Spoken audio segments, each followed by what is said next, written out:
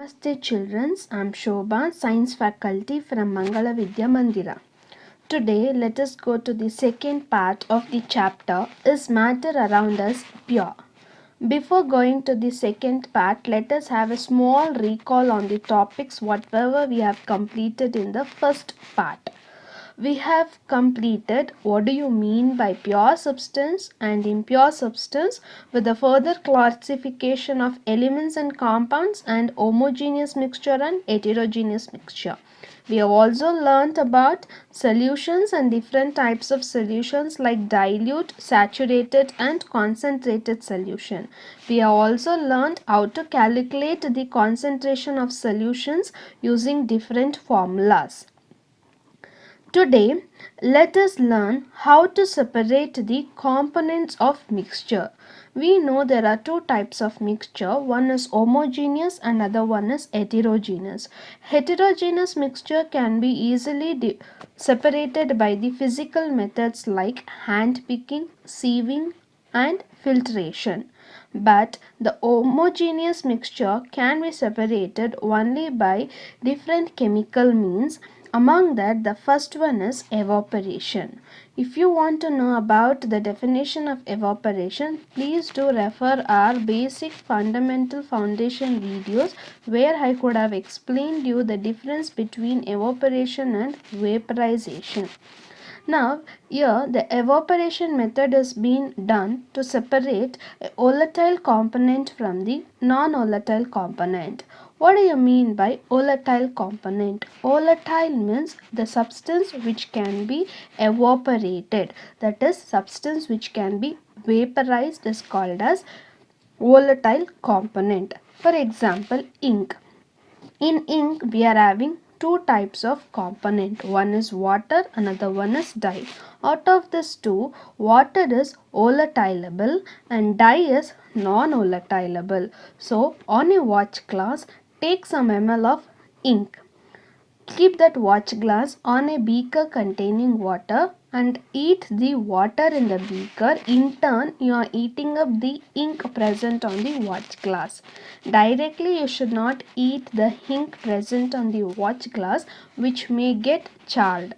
So, and double boiling technique should be used to eat the ink so that water gets evaporated, leaving behind the dye. So this is how we separate volatile component from non-volatile component.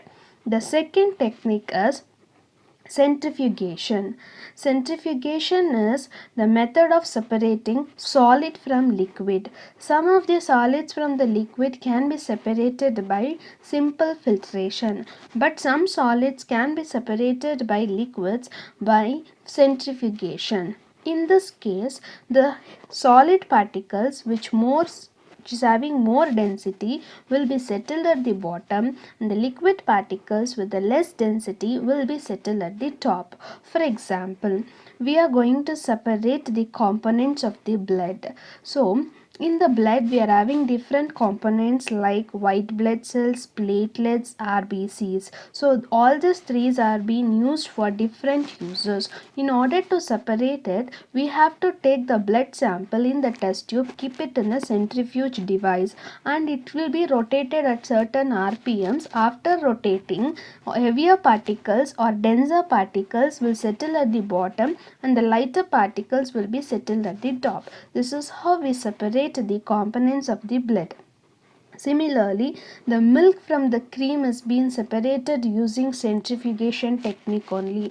Similarly, in the washing machine, the water from the cloths are being removed by the centrifugation technique only. So, these are all some of the applications of centrifugation. The next technique is separating funnel. This is one method used to separate two immiscible liquids. First of all, what is this immiscible liquids? If the two liquids are not mixed evenly, then it is called immiscible liquids. For example, oil and water. These two liquids are cannot be mixed up evenly, so we can separate that using separating funnel. We have to Take these two immiscible liquids in a separating funnel, as you can see in your left hand side, and leave it for some time. After some times you can see the two different layers. So heavily denser liquid will be settled at the bottom, light denser liquid will be settled at the top. Once you open the stopper at the bottom of the separating funnel, the bottom liquid will be collected separately from the top layer liquid. This is used in removing or separating oil from water, and also used to remove the iron from its ore. The next technique is sublimation. You all know what is the definition of sublimation. Sublimation is nothing but evaporation of the solid directly to the gaseous state without entering the liquid state. So here also we are going to separate two components which are sublimable, but one component is sublimable volatile and another component is sublimable non-volatile. They can get converted into gaseous state. One cannot get converted into gaseous state directly. For example, let us take a china dish. In that we have to take two salt.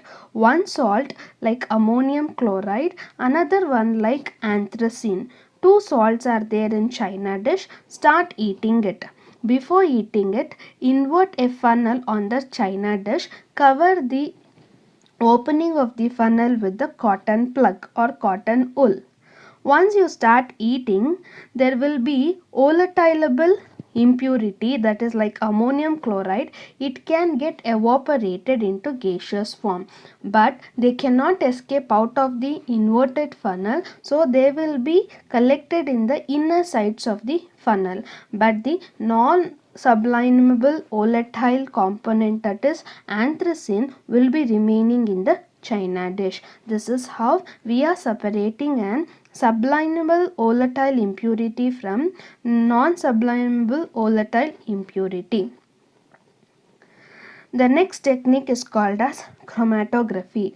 Chroma means color in Greek. So the technique used to separate the solutes from the solvent using colors is called as chromatography. They find application in separating the colors present in a dye, separating the pigments from the naturally available substance, and also to separate drugs from the blood. So how to do this chromatography? We have to take a beaker, fill it with water. Besides that, take filter paper, not tissue paper, filter paper, cut it into a triangular strip. From the base above 1 centimeter, mark an horizontal line using a pencil. On that line, place a drop of ink, whatever the ink which is available, and keep this entire filter paper in the beaker containing water, so that only the edge of the filter paper should touch the water. Leave it for some times with the help of the wood or an wooden plank. Leave it for some times. After some time you can see different colors are being spotted on that filter paper.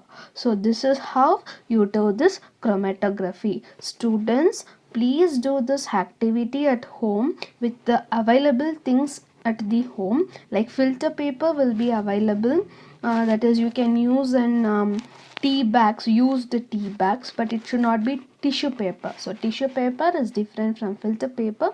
You have to go for the filter paper, cut it into a rectangular piece, and draw an horizontal line using a scale and a pencil above 1 centimeter from the base, and drop an ink, any colored ink. You have to drop it on that line and place that entire strip of filter paper in beaker containing water.